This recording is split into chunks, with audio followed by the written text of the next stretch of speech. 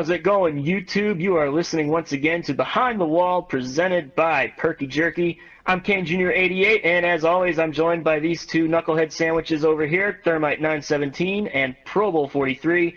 And this weekend, we went short track racing under the lights at Richmond. It was the Federated Auto Parts 400 and the Go Bowling 250 for the Cup and Xfinity Series. And here with the recap is Nick. Take it away. Thank you, Kane. Kevin Harvick got the pole, and some guys chose to split the stage in half and pit around lap 50. One of them was Ricky Stenhouse Jr., and on his fresh tires, he ran over Denny Hamlin, but there was no caution because he somehow saved the car. It was actually really impressive, but that forced him to pit under green, and he actually came all the way back to get a stage point. Anyway, Martin Truex Jr. won the stage. Stage 2 got underway, and some drivers once again elected to do the split strategy. Nothing else happened. Truex won the stage. It was a very uneventful stage, just like Stage 1. Going into Stage 3, Chase Elliott won the race off pit road, and Truex got an uncontrolled tire penalty, so that put him to the back. Fast forward to around lap 270, there was a cycle of green flag pit stops. Then the same thing happened again around lap 325. However, this time, we got our first and only caution for an incident when Matt Kenseth spun Jeffrey Earnhardt. In the end, Kyle Busch methodically worked his way through the field throughout the race and grabbed his 7th win of the season, which tied him with Harvick, and that was also his 50th career win. For the results, Kevin Harvick came home 2nd, Martin Truex Jr. came home 3rd after he led the most laps at 163, Chase Elliott was 4th, then it was Eric Almirola, Austin Dillon, Kyle Larson, Jimmy Johnson, Brad Keselowski, and Clint Bowyer.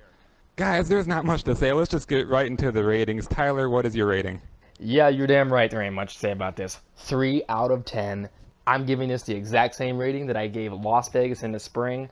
And I'm not so sure that this race wasn't more disappointing than that one, even though this one wasn't necessarily an ass kicker. And there was 16 different lead changes among 8 drivers, but it just didn't feel like we were watching that much excitement. It looked super boring on TV. I've seen people that were like at the racetrack like, oh wow, this was a great race. I don't know what people are talking about. And you're right, it probably was good watching different battles throughout the pack. But I'm telling you, on TV, this was easily one of the most boring races that we have seen all year long. And obviously the worst of all the short tracks. It just comes off as an extreme disappointment, definitely worse than the spring race. Regardless of the fact that Kyle won, this race just wasn't good. Kane, what's your race rating? Yeah, I have to agree. I'm going to give it a 3 as well. There just wasn't as many big moments as there were at say Vegas or hell even during the spring Richmond race. It's a playoff race too. I mean, you'd think the intensity would be a little more ratcheted up, but apparently that wasn't the case, and it's quite disappointing. Nick, what's your rating? I want to go a half a point lower and give it a 2.5. Ooh. It's just never good when a Las Vegas race is better than Richmond, a short track. It was the first playoff race for Richmond, and it was just so disappointing. There's no excuse for that in the playoffs. Xfinity even had green flag runs that created some good racing, but not for the Cup race. There were not many comers and goers. I mean, Tyler said there were a few lead changes, but it wasn't quite as big as you would normally see at a track where tire wear was a big issue, and there was basically no attrition. Like I said, there was the one caution for an incident. Also, like Tyler said, it was probably fun from behind the wheel, but definitely not for the fans. There was a good battle late between Brad Keselowski and Kyle Busch, and then the Stenhouse and Hamlin thing was kind of exciting and funny. But those are really the only positives I can take away from the night. I'm not even that mad that Kyle won. It was just not a good race, no matter who won. Absolutely. That this is also the first time in a little while that the big 3 really came back swinging, and I think that certainly hurt it too. Even though it wasn't totally dominated by one guy, it just still felt like, ugh, I've seen this earlier in the season and I don't like it. I think this is actually the first time this season that the big 3 have finished 1, 2, 3. That's crazy. Yeah. Wow. Ugh. Enough about this race. Let's just move on. All right, it's that time of the week once again. It's time to hand out some awards for the Richmond race weekend. And as always, we start with the classic boner of the week. Tyler, who gets it this week? Oh, it goes into an Xfinity driver, Mr. Ryan Reed. Oh, holy Lord. He had a raging stiffy when trying to pass Spencer Boyd on the outside and his teammate Ty Majeski on the inside. Ryan thinks he's going to go right through the middle, and I'm sorry, there's not a whole lot of room there. You just sit there and clacks Ty in the quarter panel right there, and Ty's like, oh shit! Wrecks again! That 60 car!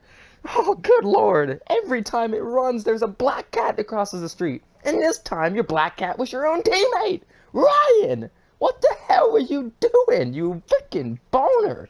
Good lord. And Ty was right coming over the radio, like 16 just freaking wrecked us. Hell yeah, he did. Don't do that again, Ryan. Seriously? Oh, who am I kidding? You're gonna do that again. Oh, fuck you, Lily Diabetes. Just wanted to throw that out there. We haven't forgot. But we also have a dishonorable. Nick, who was it? Yeah, this is for the Cup race. It goes to Ricky Stenhouse Jr., who, as I already mentioned, so I'm going to keep it quick.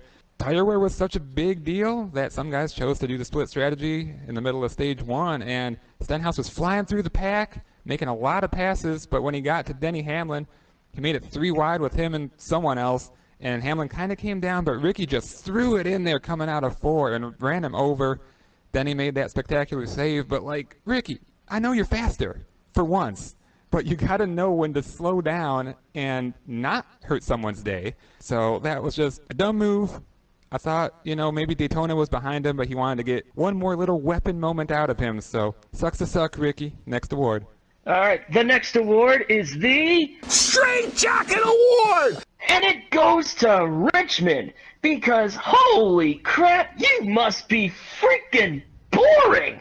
This was one of the worst races of the season, at least on the Cup side. Xfinity was at least okay to watch. It had some great moments. But god damn, that Cup race was a whole nother story, and not for a good reason. Jesus, Richmond. This is a playoff race, like Nick said. You can do better than that. Next award. Now getting on to some good things, we're going to give out some cigar awards. We got a nice little bit to hand out here. We'll start with the Xfinity race. Ross Chastain, his third and final race in the 42 car, comes home in second. He had to start last, and it realistically wasn't one of their nights where they were just overly fast. He methodically worked his way through the pack and just took advantage of circumstances late to find himself into a second-place finish. Hey, if another caution, he might have had a shot at his second win in a row, but either way, a good start to the playoffs for Ross. Our next cigar, you have to do it, goes to our man Dale Earnhardt Jr. Fucking. Old Dale Jr. was back for his one and only Xfinity race of the year, and man, he really didn't miss a beat. Sure, it's just an Xfinity race. Yeah, the guy has nearly 20 years Cup experience. Who gives a shit? The 5th car for JRM, that car hardly runs at all. They come in 1 week, and they're already better than fucking Michael Annett. Led the most laps at 96. Fortunately, he was really good in the long runs and not so much in the short run. Thank you, Catherine Legg, for that late caution. But still, a nice little run for Junior. A little bit of nostalgia for us fans. It was cool. Finished 4th. And it was nice to see you back. Look forward to seeing you next year. Make it happen, Hellmans or somebody else. God damn it. I want to see Junior. But we still have one more Xfinity cigar, and that goes to Shane Lee, who finished 9th. And that's actually his first top 10 on a non-play track. Shane's had a couple of real rough outings this year in the Xfinity races, and that little Children's Vineyards car, don't think I've forgotten about that either. But nice run, Shane. This time you didn't bottle it or crash or get clocked by your teammate or whatever it is. So good job. And we'll move on to Cup cigars. Take it away. Yeah, the first one goes to Chase Elliott. He finished 4th, and that's a really nice recovery from Las Vegas when he was caught up in a wreck with Jamie McMurray. He had a really good long-run car in this one and actually led some laps in Stage 3. The long-run advantage got less and less as the track rubbered up, but he still established a good finish, got a top 5 out of it. Hooters! Get your free fried pickles with any purchase. Better than a 9-grain wheat sub. Yeah, bitch. Yeah. The final cigar goes to Austin Dillon somehow. He finished 6th and is basically going to advance through this round and not have to worry about the Roval. He has a nice little cushion in the points. And he had a nice run at Vegas, and throughout the year he's had some other solid-ish ones, like Michigan. That was a bright point. It's still surprising that he's actually going to make something out of these playoffs. Definitely not going to be a championship threat, but hey, he's not as bad as Denny Hamlin right now, so that's something. And that does it for the awards. Yippee! Here we go! All right, once again, it's time to look at the best paint schemes of the week, and we have just a couple of paint schemes, both from the Stewart-Haas Racing stable, and the first paint scheme is... Eric Almirola's Smithfield car, Grilling America. Get your meats. Decent little car. Sure, it's got your meat's kind of plastered in little weird spots. I don't know, it just looks good. It's got like this nice little wood grainy kind of effect on the car. It's solid, okay? This is kind of reason why these two are just honorable mentions, and that fits the word honorable. So, okay, nice car. Next. Next one is Clint Boyer's IT Savvy Fusion, and it was a savvy little scheme. It's orange and black. I like that color combination. Really the same base as one of Harvick's Mobile 1 cars, but at least this one works, and it's more of a cohesive scheme. So, not bad, but now we have some that are bad. And what is the first one? Oh, it's a car that actually won this weekend. It's Christopher Bell's Rheem Toyota. No, it's not the same Rheem paint schemes that he's run earlier this year, not the white one or the black one. No, it's completely different, and for a very, very bad reason. It's black on the front, and then the cockpit area around the numbers is white, and then it's black again.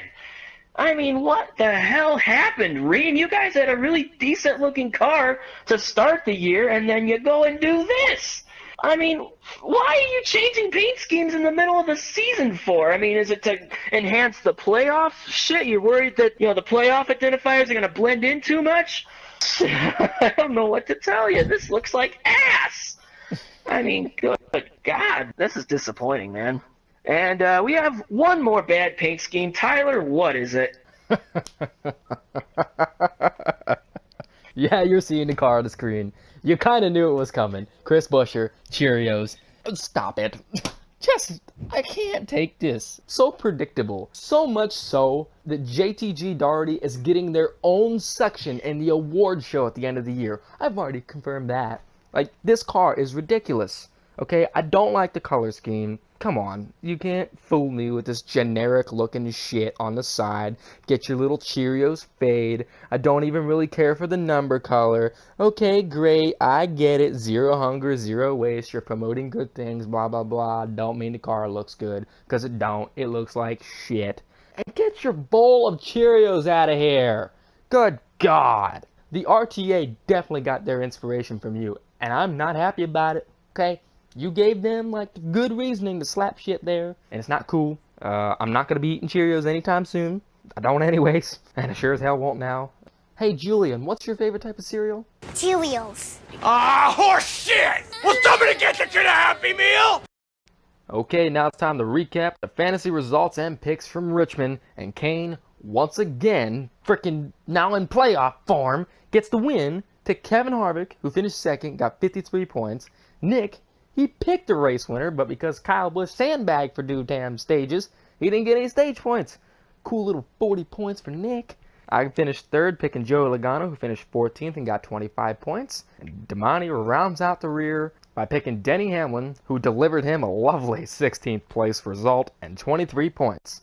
So that means he goes first for selecting a pick for the Charlotte Roval. Damani, who are you taking?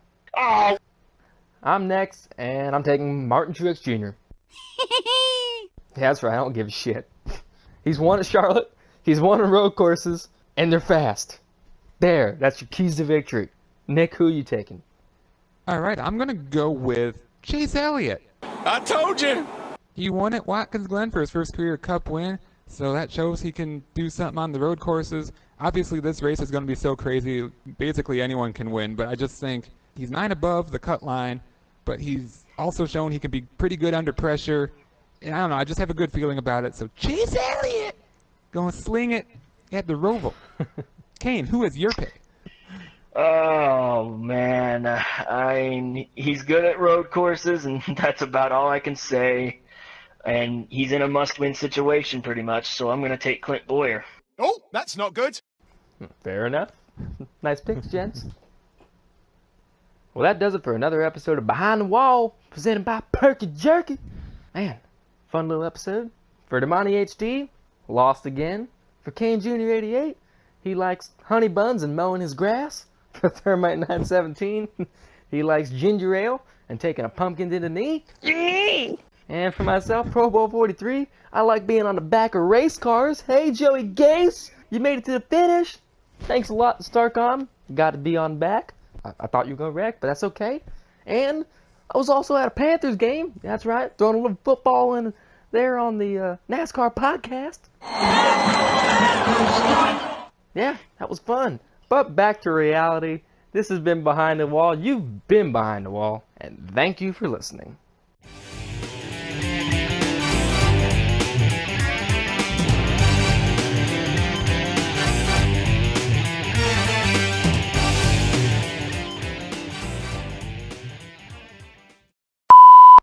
Guys, there's not much to say. Let's just get right into the ratings. Tyler, what is your rating? I'm gonna turn off my fan quick.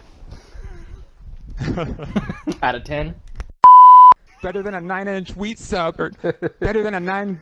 I said the wrong thing. Better than... Ah! You suck! Like, what the fuck are you bringing up Michigan for? Who cares? Okay, fine. do whatever you're doing. Do whatever you're doing. I'm not even going to say Michigan now. Never happened. Bitch. Oh, somebody's I'm a clicking. cigar goes... Somebody's clicking. Do you hear that too? Yeah, I heard it. Sorry. Oh, clicked. That does it for the... That does it for the... Mother... I heard like a little thing right there. Yippee! Yahoo! Ah! All right. Oh my god! Fuck me, I don't know. Oh my god. Well, he's good at road courses, and that's about all I can say. I'm gonna have to go with Boyer, I think. Say Clint's full name. Clint Boyer.